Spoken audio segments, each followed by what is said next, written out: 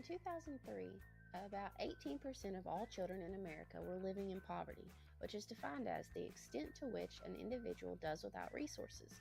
I'll be focusing on registers of language, hidden rules, and creating relationships. Registers of language are often different in poverty than in middle class. Every language in the world has 5 registers. First is frozen. This is language that is always the same, such as the Lord's Prayer or a school's alma mater. Second is formal register. This is language used at work and school. It has complete sentences and specific word choice.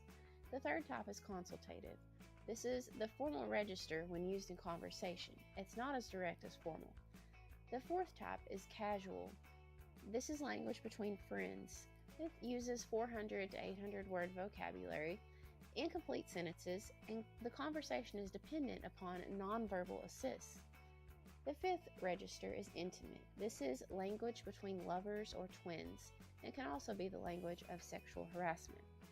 Martin Jewes found that in 1967 that one can go one register down in the same conversation and it'll still be socially acceptable. However, dropping 2 or more registers in the same conversation can be considered offensive. The problem? Many poor students don't have access to formal registers at home. Yet, this is the register used on tests and in school. The ability to use the formal register is one of those hidden rules of the middle class. Speaking of hidden rules and language, in the poverty class, language is primarily in the casual register and is all about survival. In the middle class, language is primarily in the formal register and is about negotiation. In the wealth class, language is in the formal register and is all about networking. Who do I know that can introduce me to so-and-so? It is very interesting to see what each class views as important.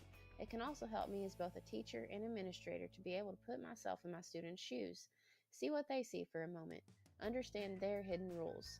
Regarding those students in the poverty class, they need to be taught the hidden rules of middle class in school. They aren't going to get it elsewhere. As the book said, we teach them these hidden rules not to degrade their own hidden rules, but rather as another set of rules that can be used if they so choose. I also found the hidden rules regarding driving forces in life quite interesting. In the poverty class, the driving forces are survival, relationships, and entertainment. In the middle class, the driving forces are work and achievement. In the wealth class, the driving forces are financial, political, and social connections. Which leads me to my next point. Creating relationships. The most significant motivator for students from poverty is relationships. On page 110, Ruby Payne noted that when students who have been in poverty and have successfully made it into middle class are asked how they made the journey, the answer 9 times out of 10 has to do with a relationship, a teacher, counselor, or coach who made a suggestion or took an interest in them as individuals. So how can faculty and staff at a school that uses the formal register create strong relationships with these students? Stephen Covey says that the first step is to make emotional deposits with the students. Then you simply avoid making the emotional withdrawals and honor the student as a human being worthy of respect and care. When dealing with students from poverty, schools must understand the emotional deposits that are valued from these students. Emotional deposits valued by students in poverty include talking to the students in an adult voice rather than a parent voice, accepting what the student can't say about a person or situation rather than demanding full explanations about dicey situations, and appreciating the humor and entertainment provided by the student rather than putting them down for their entertainment values.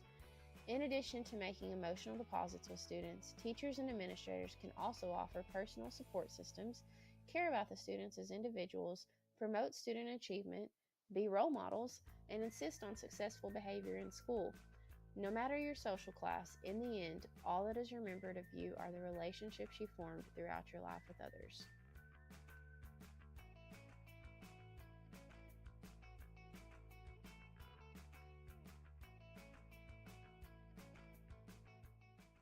Created using Powtoon.